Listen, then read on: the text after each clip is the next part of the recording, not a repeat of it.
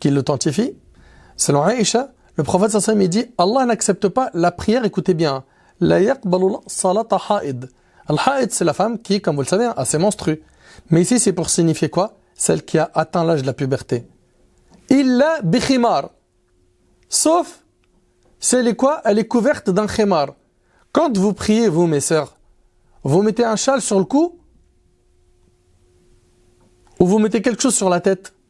Même la sœur qui n'est pas voilée, elle sait que quand on prie, on couvre la tête. Donc on voit ici que le terme khimar a été utilisé dans le hadith et qui montre bien quoi? Que c'est couvrir la tête. Donc on voit bien que ici quand Allah dit وَلْيَضْرِبْنَ بِخُمُورِهِنَّ عَلَى جُيُوبِهِنَّ, qu'elles rabattent leur voile sur leur poitrine, il signifie bien ici, quel sens?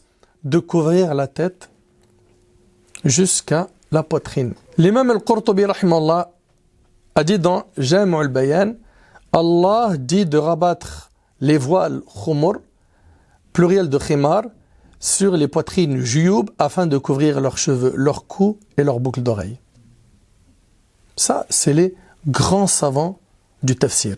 L'imam Abu al-Walid al-Baji a dit dans Al-Muntaqa, dans l'explication de Al-Muwatta, il a dit le voile doit couvrir son cou, le toupet de cheveux et ses mèches de cheveux. Rien ne doit paraître à l'exception du tour de son visage. L'imam Ibn Kathir, rahimahullah, tout le monde connaît son tafsir, a dit dans son tafsir, elles rabattent les voiles sur les poitrines pour couvrir la partie supérieure de leur poitrine afin de se distinguer des caractéristiques des femmes en période pré-islamique qui ne le faisaient pas. Au contraire, la femme avait l'habitude de passer devant les hommes en laissant apparaître la partie supérieure de sa poitrine, ainsi que son cou, ses tresses de cheveux et ses boucles d'oreilles. Allah commanda donc aux femmes de couvrir ceci. L'imam al-Bukhari, rahimallah, l'imam al-Bukhari, on sait, c'est le livre le plus authentique après le Coran. Al-Bukhari, rahimallah, il rapporte que Aïcha, radiyallahu anha, la mère des croyants, disait qu'Allah ait en sa miséricorde les premières femmes muhajir, les femmes émigrées. Quand Allah dit qu'elles rabattent leur voile sur leur poitrine, elles coupèrent leurs robes pour les rabattre sur leur poitrine. Tout de suite.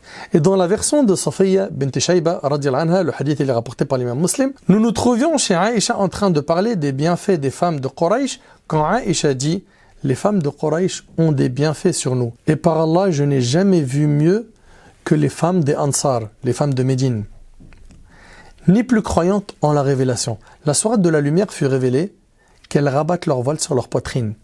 Et les hommes se tournèrent vers elles, leur récitant les versets révélés par Allah sur leur sujet. Chaque homme en récitait à sa femme, sa fille, sa sœur et à toute femme proche. Toutes les femmes s'exécutèrent. Regardez, subhanallah, elles ont entendu le verset d'Allah dans l'immédiat et utilisèrent les tissus de voyage pour se voiler en toute conviction par les révélations d'Allah. Elles suivirent le message d'Allah toutes voilées. Mes sœurs, s'il vous plaît, soyons francs. Qu'est-ce qui nous empêche aujourd'hui de mettre en pratique comme les compagnons, comme les femmes des compagnons? Mes sœurs, pourquoi on n'a pas le réflexe de dire Sami'na wa ata'na quand on entend l'ordre divin, l'ordre prophétique? Pourquoi on ne dit pas on a entendu, on a obéi? Pourquoi on est obligé, quand on entend un ordre divin, de dire oui, mais j'ai besoin de beaucoup d'argumentation, j'ai besoin d'être convaincu? D'être convaincu de quoi? Mais Allah subhanahu wa ta'ala, il en a parlé dans le Coran. Et tu vas voir plein de hadiths, ma sœur, plein de hadiths du prophète sallam et plein d'avis de savants. Ce symbole de pudeur qu'est le hijab est un ordre divin. La femme doit le porter.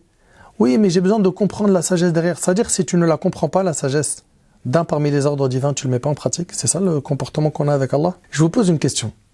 Ibrahim, alayhi salatu wassalam, quand il a laissé sa femme Hajar dans le désert, ainsi que son fils, son bébé, le nourrisson Ismaïl, et que sa femme lui a dit « Est-ce que c'est Allah qui t'a ordonné de faire cela ?» Et qu'il répondit par l'affirmatif « Oui ». Qu'est-ce qu'elle a dit? Elle a dit « Allah ne nous abandonnera jamais ». Mais la question qu'il faut se poser ici, c'est est-ce que Ibrahim il a dit à Allah « Ya Allah, d'abord je vais être convaincu de la sagesse, après je m'en pratique cet ordre. Tu me demandes de laisser ma femme et mon bébé dans un désert où il n'y a pas un humain, pas une habitation, il n'y a rien à manger, si ce n'est ce qu'ils avaient comme faible provision, un peu à boire, etc. » Subhanallah.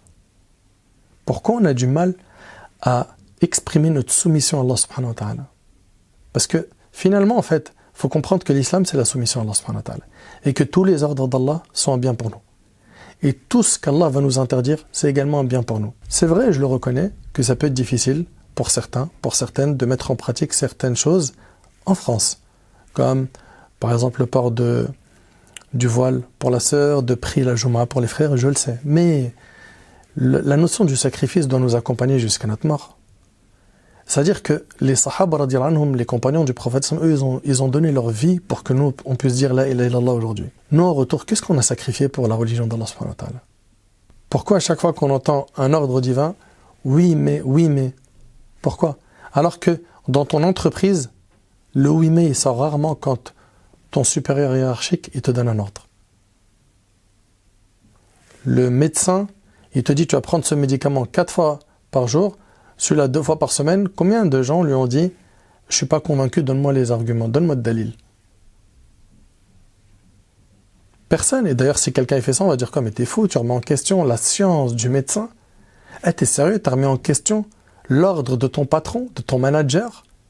Pourquoi? Parce qu'ils sont supérieurs à nous. Hiérarchiquement, au niveau de la science, ils sont au-dessus de nous, n'est-ce pas? Et Allah, tabaraka ta'ala, celui qui t'a comblé de bienfaits, celui qui t'a tout donné, tu vis grâce à lui, tu respires grâce à lui, tu as la santé chaque jour grâce à lui, tu es protégé chaque jour grâce à lui, tu manges à ta faim grâce à lui, tu as pu étudier grâce à lui, tu as pu décrocher cet emploi grâce à lui, tu as aujourd'hui ce que tu possèdes grâce à lui. Est-ce de cette manière que tu es reconnaissante envers ton Seigneur Azza wa Jal? Voyons ensemble plusieurs arguments de la sunna concernant le hijab. Je vais aller vite parce que j'ai beaucoup d'arguments à exposer. Abu Daoud rahimallah rapporte dans ses sunan, ainsi qu'At-Tabarani dans Musnad al-Shamiyin, Ibn Adi dans Al-Kamil, Al-Bayhaqi dans Sunan al-Kubra, dans également Al-Adab et dans Shu'ab al-Iman, que Aïcha radiyallahu anha a dit Asma, la fille d'Abu Bakr, vous connaissez Abu Bakr al-Siddiq radiyallahu anhu, elle est entrée un jour chez le messager d'Allah sallallahu alayhi wa sallam alors qu'elle portait des vêtements fins. Le messager d'Allah sallallahu alayhi wa sallam se détourna d'elle et dit: Ô Asma, lorsque la femme atteint l'âge de la puberté, il n'est pas bon de voir d'elle que ceci et ceci. Et il désigna le visage et les mains. Ce hadith-là a été déclaré faible à cause de 2 personnes qui font partie des rapporteurs de ce hadith. Il y a parmi eux Saïd ibn Bashir et Khalid ibn Duraik. Sachez qu'un grand nombre de savants ont attesté de la fiabilité de Saïd. Saïd ibn Bashir. Al-Hakim, rahimahullah, a dit que Saïd ibn Bashir est l'imam des gens du Sham à son époque, sauf que les 2 cheikhs, Bukhari et Muslim, n'ont pas relaté d'après lui, car Abu Mishar l'a déclaré comme ayant une mauvaise mémorisation. Or, une telle personne ne peut être dépréciée à ce point. L'imam al-Dhahabi, rahimahullah, est de cet avis. Quant à Khalid ibn Duraik, l'imam al-Nasa'i et bien d'autres ont attesté de sa fiabilité. Donc déjà, par rapport aux critiques qui ont été émises sur ces rapporteurs dans ce hadith-là, on voit que des savants y ont répondu. Et on a également qualifié ce hadith de mursal, c'est-à-dire détaché pour l'absence de narrateur entre Khalid ibn Duraik et Aïcha.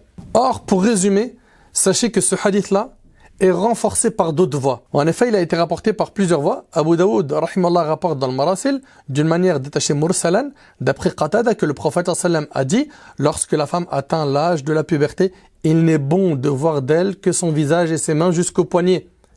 Et ce hadith-là, il est mursal sahih. Il est quoi? Il est mursal et il est authentique. Très bien. L'imam al-Tabarani, rahimahullah, il rapporte dans son Mu'jam al-Kabir et al-Awsat, ainsi qu'al-Bayhaqi dans As-Sunan al-Kubra, que Asma bint Umays dit: le messager d'Allah sallallahu alayhi wa sallam entra chez Aïcha, la fille d'Abu Bakr, alors que sa sœur Asma, la fille d'Abu Bakr, était chez elle portant un habit provenant du Sham, avec des manches très larges. Lorsque le prophète sallallahu alayhi wa sallam la regarda, il se leva et sortit. Aïcha dit alors à sa sœur: sors. Le messager d'Allah sallallahu alayhi wa sallam a vu quelque chose qui lui a déplu. Elle sortit. Le prophète sallam entra alors. Aïcha lui a demandé: pourquoi es-tu sorti? Il dit: n'as-tu pas vu comment était-elle habillée? La femme musulmane ne peut laisser apparaître que ceci. Il prit sa manche et couvrit l'extérieur de sa main au point de ne laisser apparaître que les doigts.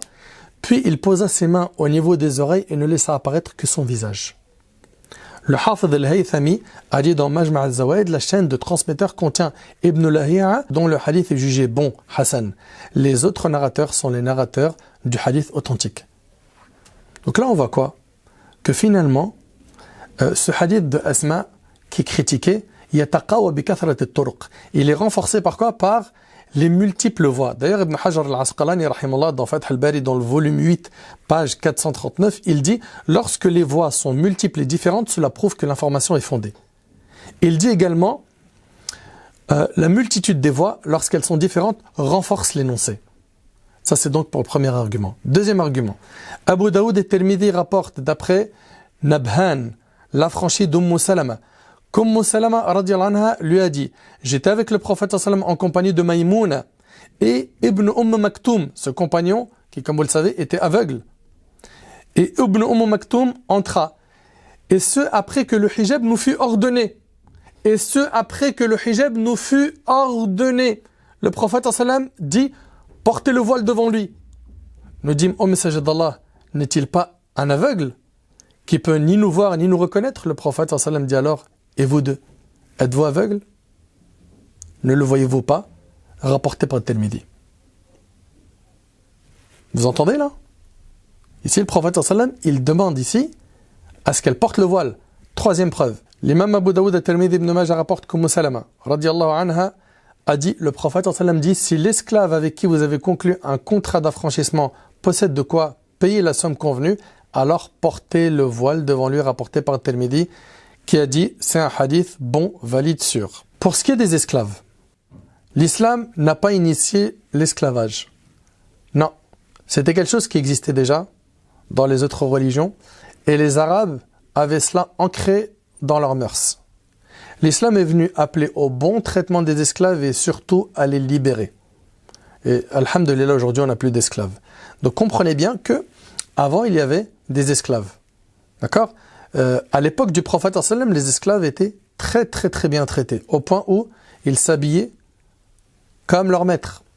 Ils mangeaient comme eux. Et plusieurs esclaves ne voulaient pas être libérés tellement ils étaient bien traités. D'accord? Et l'islam a encouragé à libérer les esclaves. Et ça a été fait comme ça, pourquoi? Parce que le prophète ne pouvait pas venir dire tout de suite libérer les esclaves d'un coup, c'était trop ancré dans les mœurs. Il fallait que ça se fasse progressivement. Donc ici, on parle du mukatab, c'est un parmi les types d'esclaves, car parmi les esclaves, il y a le mukatab, al-mudabbar, al-mu'taq li ajal, il y a al-wala, bref, il y a plein de types d'esclaves. Rapidement ici, il s'agit de l'esclave qui a un contrat d'affranchissement. C'est-à-dire, il a demandé à son maître de se faire affranchir pour tant d'euros, par exemple. On va dire, je sais pas, par exemple, 1000 euros qu'il payera sur 4-5 mois, et ils sont d'accord sur le délai et le montant. Une fois qu'il a payé ce montant, il est libre. Et bien là, ici, regardez bien, le prophète me dit, si l'esclave avec qui vous avez conclu un contrat d'affranchissement possède de quoi payer la somme convenue, alors portez le voile devant lui. Ce hadith indique clairement que la femme doit obligatoirement se voiler devant tout homme étranger tant qu'il ne s'agit pas de son esclave. Parce que son esclave, elle avait le droit de ne pas porter le voile devant lui. Et une fois que cet esclave est libre, il faut que la femme remette son hijab devant lui. Pourquoi? Parce qu'il est considéré étranger à elle. Quatrième preuve, Abu Daoud rahimahullah rapporte que Dihya ibn Khalif al-Kalbi radiyallahu anhu a dit, on apporta au prophète sallam des morceaux de tissu égyptien. Il m'en donna un et me dit, coupe-le en deux, utilise l'un pour t'en faire une tunique, un qamis, et donne l'autre à ta femme pour l'utiliser comme voile. Et après on nous dit le voile, il n'y a pas de texte dessus, il n'y a pas d'argument dessus, c'est pauvre. Ils sont où les savants orthodoxes, ils sont où les gens de science pour contre-argumenter, réfuter? Subhanak ya Rabb. Lorsque Dihya s'en alla, le prophète sallam lui dit, et ordonne à ta femme de porter en dessous un vêtement qui ne laisse pas paraître ses formes. Cinquième hadith, Ibn Abi Shayba rapporte dans son Musannaf que la mère des croyants Aïcha radiyallahu anha dit, le prophète sallallahu alayhi wa sallam entra chez moi alors qu'une jeune femme se trouvait avec moi. Il me jeta un tissu et dit, coupe-le en deux pour cette fillette et celle qui se trouve chez Salama car elle me semble pubère. C'était pour qu'elle se voile. Sixième hadith, Ibn Majah rapporte dans son recueil Sunan, ainsi qu'Ibn Abi Shayba dans son Musannaf, d'après la mère des croyants Aïcha, radiyallahu anha, lorsque le prophète sallam entra chez elle, sa domestique se cacha. Le prophète sallam dit alors, est-elle devenue pubère? Aïcha dit oui. Il coupa un bout de son turban, sa imama, et lui a dit, mets ceci sur sa tête. Mais vous voulez quoi de plus, s'il vous plaît? L'imam Ahmad et Ar-Ruyani rapportent respectivement dans leur Musnad, d'après Uqba ibn Amr radiyallahu anhu, que sa sœur fit un vœu de marcher à pied et sans voile. Il interrogea le prophète sallallahu alayhi wa sallam à ce sujet. Le prophète sallallahu alayhi wa sallam a dit: Allah n'a que faire de la souffrance de ta sœur. Ordonne-lui de porter le voile, de monter un chameau et de jeûner 3 jours. Le voile, le hijab de la femme musulmane est si important que la législation musulmane l'a fortement lié à la prière. En effet, la femme doit obligatoirement porter son hijab pendant la prière. Il s'agit d'une obligation religieuse. Rappelez-vous le hadith qu'on a cité tout à l'heure, qui est rapporté par Abu Daoud et d'autres. Le prophète sallallahu alayhi wa sallam a dit: Allah n'accepte pas la prière d'une fille qui a atteint l'âge de la puberté sans être couverte d'un voile. Abu Daoud rapporte également dans ses sunan, ainsi qu'Al-Hakim dans le Mustadrak, que Salama radiyallahu anha dit avoir posé au prophète sallam la question suivante: la femme peut-elle prier en portant une tunique et un voile, khimar? Il dit oui, si la tunique est ample et couvre le dessus des pieds. Al-Hakim a dit: il s'agit d'un hadith valide sûr selon les normes d'Al-Bukhari, mais qui ne l'a pas relaté. Al-Dhahabi partage cet avis. Mes frères et sœurs, je l'ai dit au début, que ce sujet, il y a quoi? Il y a un consensus dessus. Il y a un accord unanime des savants sur ce sujet. Le grand savant Ibn Abd al-Barr, le Malikite, a dit dans son livre At-Tamhid: tout le corps de la femme fait partie de sa nudité awara, à l'exception du visage et des mains. Subhanallah. C'est l'opinion de qui? C'est l'opinion de l'imam Malik, qui dit qu'elle recouvre tout sauf le visage et les mains. C'est l'opinion d'Abu Hanifa rahimahullah, visage et mains, et il autorise les pieds. L'imam Shafi'i, visage et mains. D'accord? Et d'autres savants, tels que l'Awza'i, Abu Thawr et d'autres. D'accord? Et on retrouve dans l'école de l'imam Ahmad l'avis du niqab, qui dit que on doit couvrir tout le corps, sans exception, visage et mains compris. Donc il y a divergence concernant le niqab, c'est l'avis de l'imam Ahmad. Les 3 autres écoles, eux, sont de l'avis que c'est le visage et les mains. Mais concernant, je penche vers l'avis du hijab plus que celui du niqab. Mais je respecte la divergence. Voilà ce qu'on retrouve dans les livres de référence concernant le hijab. Dans Mukhtasar Khalil, l'imam Khalil, quand on parle de l'imam Khalil, on parle de sommité malikite. Lui qui est décédé en l'an 1365, qui est le livre de référence de l'école malikite. On trouve ce qui suit au chapitre de la nudité à couvrir, page 23. Il dit, rahimallah, et la nudité de la femme qu'il est obligatoire de couvrir face à un homme étranger et tout son corps sauf son visage et ses mains. L'homme étranger désignant tout homme qui ne fait pas partie de sa famille comme son père, son frère, etc. Chez les Hanafites, le grand imam Al-Quduri a dit dans Mukhtasar Al-Quduri, un livre de référence, dans la page 26, le corps de la femme libre tout entier est une nudité qu'il est obligatoire de couvrir sauf son visage, ses mains et ses pieds. Chez les Shafi'ites, le grand imam Al-Hadrami, décédé en 1512, dit dans son célèbre ouvrage Al-Muqaddim Al-Hadrami, qui est une référence dans l'école shafi'ite, à la page 105, la nudité à couvrir d'une femme dans la prière, ainsi qu'en face d'hommes étrangers, et tout son corps sauf le visage et les mains. Et enfin, chez les Hanbalites, le grand imam Ibn Qudama, mort en 1223, dit dans son ouvrage de référence qui est très connu, Al-Muqni', dans la page 44, la nudité de la femme, qu'il est obligatoire de couvrir, et tout son corps sauf son visage. Le grand savant, l'imam Al-Qurtubi, le Malikite, a dit dans son tafsir, dans son exégèse, les musulmans s'accordent d'un avis consensuel que les parties intimes de l'homme et de la femme font partie de la nudité qu'il faut couvrir, et que tout le corps de la femme fait partie de sa nudité, à l'exception du visage et des mains qui font l'objet d'une divergence. Ainsi, Ahbab al-Karam, après avoir vu la position de la loi divine à travers toutes ses sources, à travers le Coran, à travers la Sunna, à travers le consensus, qu'est-ce qu'on voit? On voit en fait que le hijab est une obligation religieuse. Et ça depuis l'époque du prophète sallam jusqu'à nos jours. Et ça n'a jamais été la cause d'une divergence pendant ces 14 siècles. Aucun musulman n'a nié son caractère obligatoire à travers les époques et au fil des générations. C'est une question qui, à la base, n'est pas sujette à la divergence, ni au changement en fonction des pays, des habitudes des gens. Le hijab n'a jamais relevé des habitudes. Il fait pleinement partie de la religion et des prescriptions juridiques dont Allah a chargé l'être humain et sur lesquelles il l'interrogera le jour du jugement. Mes sœurs, pour finir, adoptons le réflexe de « on a entendu et on a obéi ». Nous avons entendu et nous avons obéi. ton absolution, notre Seigneur, c'est vers toi la destinée. Invoque Allah subhanahu wa ta'ala afin qu'il t'aide à te conformer à ses règles. Et rappelle-toi qu'Allah tabarak wa ta'ala dit « Oh mes serviteurs, vous êtes tous dans l'égarement, excepté ceux que j'ai guidés, demandez-moi la guider, je vous l'accorderai. » Aussi, ne repousse jamais une bonne action à plus tard. Aujourd'hui, tu es en vie, demain, tu n'as aucune garantie de l'atteindre. Pense à ta demeure dernière. Tu vas te présenter à Allah subhanahu wa ta'ala. Dans quelle situation? Allah ta'ala, il nous rappelle فَإِذَا جَاءَ أَجَلُهُمْ لَا يَسْتَأْخِرُونَ سَاعَةً وَلَا يَسْتَقْدِمُونَ. Quand leur terme vient, ils ne peuvent le retarder d'une heure ni le hâter. Quand l'ange de la mort il vient prendre ton âme, c'est terminé. Tu ne peux plus rien faire. Tu ne peux plus négocier avec lui un temps supplémentaire. Mets le paquet sur une bonne fréquentation. Ça t'aidera à bien cheminer spirituellement. Purifie ton cœur. Ne sois pas noyé dans le monde du matériel.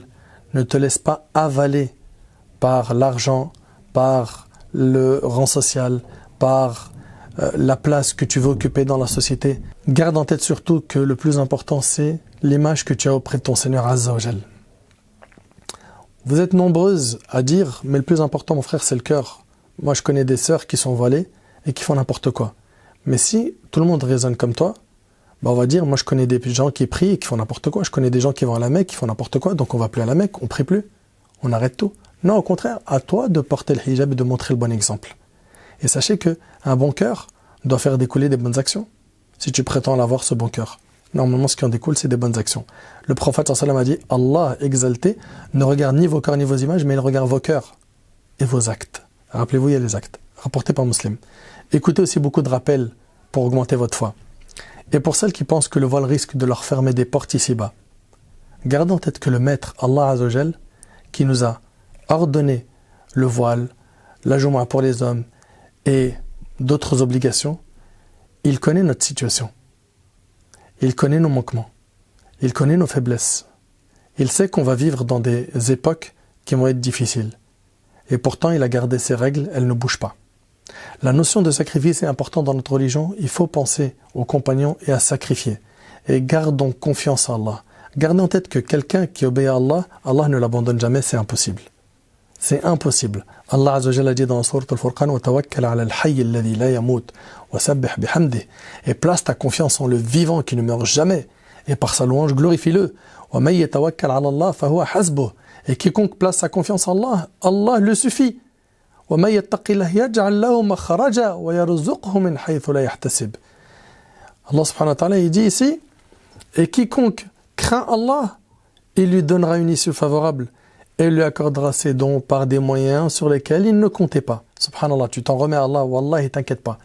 Il va t'ouvrir des portes de là où tu t'y attendais pas. Peut-être il va t'éprouver, il va te fermer 2-3 portes.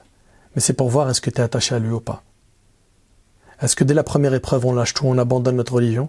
Ou est-ce qu'on montre à Allah qu'il est le numéro 1 dans notre cœur? Si c'est le cas, que tu as placé Allah au centre de ta vie, sache qu'il ne t'abandonnera jamais. Puis garde en tête que tu auras une grande récompense. Subhanallah, le prophète sallam, qu'est-ce qu'il a dit? Il a dit, il y aura certes après vous des jours de patience, des jours d'épreuve, des jours de troubles. Celui qui à cette époque s'accrochera à ce sur quoi vous êtes, aura la récompense de 50 d'entre vous. Ils ont dit, ô messager d'Allah, ou d'entre eux? Il a dit plutôt d'entre vous, rapporté par Tabarani. Tu as la récompense de 50 compagnons du prophète sallam, si tu t'accroches dans les moments difficiles. Allah tabaraka wa ta'ala dit, c'est avec ça que je termine. Alam ya'nini alladhina amanu an takhsha'a qulubuhum li dhikrillah wa ma nazala min al-haqq. Le moment n'est-il pas venu pour ceux qui ont cru que leur cœur s'humilie à l'évocation d'Allah et devant ce qui est descendu de la vérité? Faisons en sorte que nos cœurs s'humilient pour Allah subhanahu wa ta'ala. Revenons vers Allah. La vérité, c'est que le voile c'est obligatoire et on se voile la face. Ma sœur, toi qui as enlevé le voile, j'aimerais que tu gardes en tête que le fait de l'enlever c'est un péché. Et ne t'achète jamais bonne conscience parce que un tel parmi les inconnus dans le bataillon a dit que non mais Allah il n'a pas voulu dire ça, les hadiths il n'y a rien d'authentique, les savants, ceci et cela, etc. On ne peut pas remettre en cause tout ce bloc qu'on vient d'écouter aujourd'hui, c'est pas possible. Il s'agit d'un consensus. Un consensus c'est trop important. Enfin ma sœur, fraternellement, Wallahi je veux ton bien. Allah il est témoin. Mon cœur est rempli de compassion. Mon rêve c'est que vous soyez dans le plus haut degré du paradis. Moi je suis votre frère et mon seul objectif c'est de vous aider afin qu'on rentre tous au paradis et qu'on soit pour l'éternité dans le bonheur et qu'on soit, subhanallah, en train de jouir pour l'éternité. Ce qui se joue, c'est l'éternité, mes sœurs. Fabarakallahu fikum, je suis pas en train de dire que le voile, une fois que tu l'as, c'est bon, tu as terminé la religion. Non, mais ça fait partie des injonctions divines. Et comme je l'ai dit au début, on donne de l'importance à toutes les injonctions divines. J'implore Allah subhanahu wa ta'ala de nous accorder un bon comportement envers lui, de nous faciliter de bien mettre en pratique sa religion. Et je demande à Allah subhanahu wa ta'ala que toutes nos sœurs qui ont enlevé le voile ou qui sont hésitantes, qu'après cette vidéo, Ya Rab, facilite-leur de reporter le voile. Ya Allah, ouvre leur cœur pour cette adoration. Ya Rab, facilite-leur de franchir le pas. Ya Allah, tu connais l'état de tes servantes.